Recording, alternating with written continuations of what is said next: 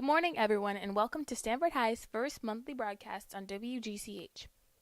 I'm Kaya Allen from Stanford High's online student news site, The Roundtable, which you can view online at shsroundtable.com.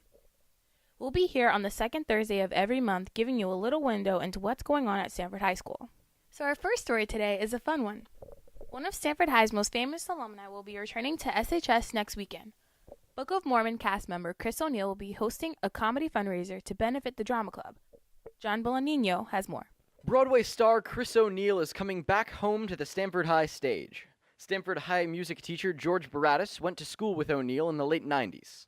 Just radiant on stage, and he was magnetic, and all you wanted to do was just kind of look and see what he would do because he was that funny. Like, he was just always so funny and so into what he was doing. So we knew Chris had some sort of a future in acting. Chris O'Neill is best known for his role as Elder Cunningham in the Book of Mormon.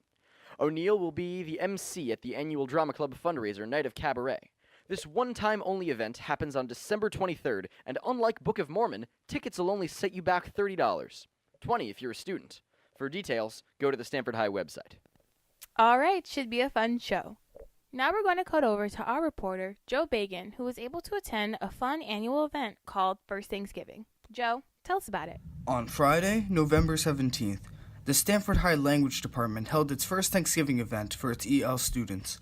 The event provided a variety of Thanksgiving and American-themed foods that many students have never experienced before.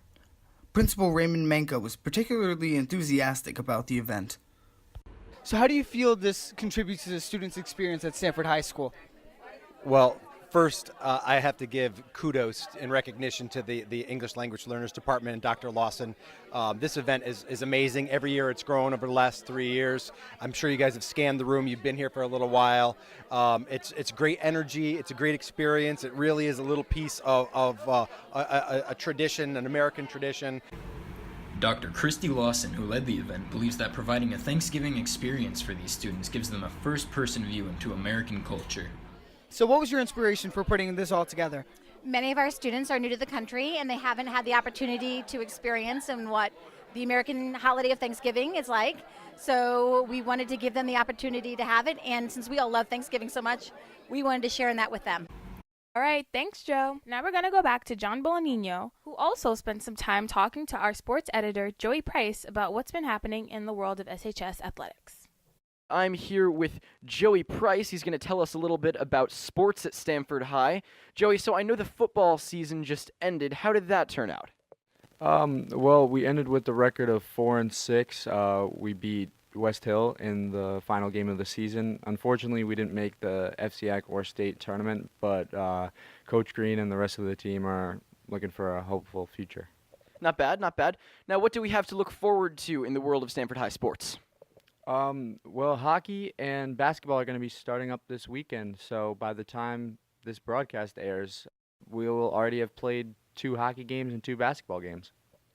Awesome. And are we looking towards FCACs for either of those? We're hopeful? Well, yes, our hockey team won the state tournament 2 years ago, and so they're very hopeful to continue that winning streak, and same with girls basketball. Impressive. What sports are you affiliated with yourself, Joey? I'm affiliated with the baseball team, and I was affiliated with the soccer team up until this year. Thanks, Joey. And while we're talking about the arts, let's check in with our music reporter, Cam Newman, and his new segment, Dad Rock. Today, Cam will be telling us all about the Dead and Company. Cam?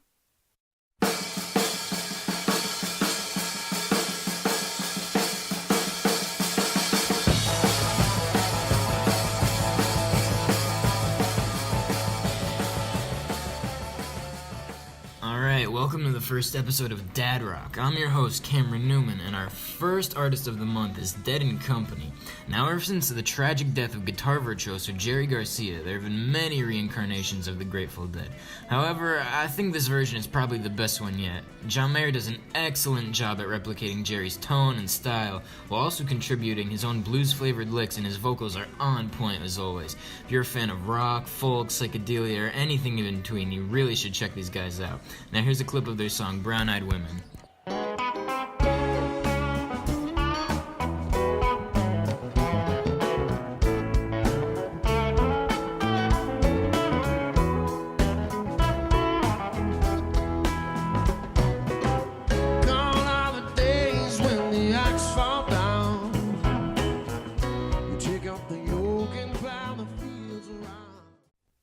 Thanks, Cam. Sounds like a great show. And Stanford High will be installing new environmentally friendly water refill stations in the coming months. We spoke with the president of the Environmental Action Club, Ryan Hoke. I'm here with Ryan Hoke, co-president of the Environmental Action Committee, who's recently installed a water fountain at Stanford High. Where's that water fountain right now?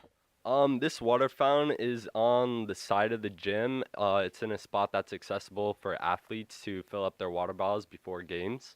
That's fantastic. And you have another one in the works? Yes, we do. We're planning on putting it on the 6th floor in Stanford High, and that's like a big spot where lots of kids are walking around, so I think it'll get a lot of use there. Awesome. Is this water fountain already purchased? Yes, it's already purchased, and we're just waiting for it to be installed.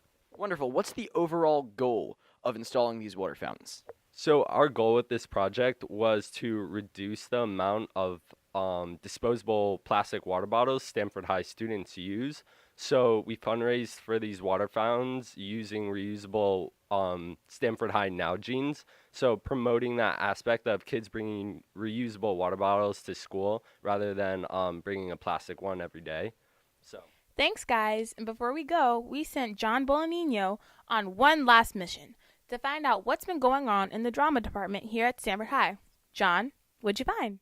I'm here with Brianna Jean, Sydney Rubin, and Lalith Goli to talk a little bit about the Stanford High Drama Club and the season so far. So, in the fall, we produced the play Picnic, which Sydney Rubin was in. Sydney, can you tell me a little bit about your character? Yes, I played Rosemary Sidney. She was an old maid school teacher with a bit of an age complex, an old age complex. Amazing.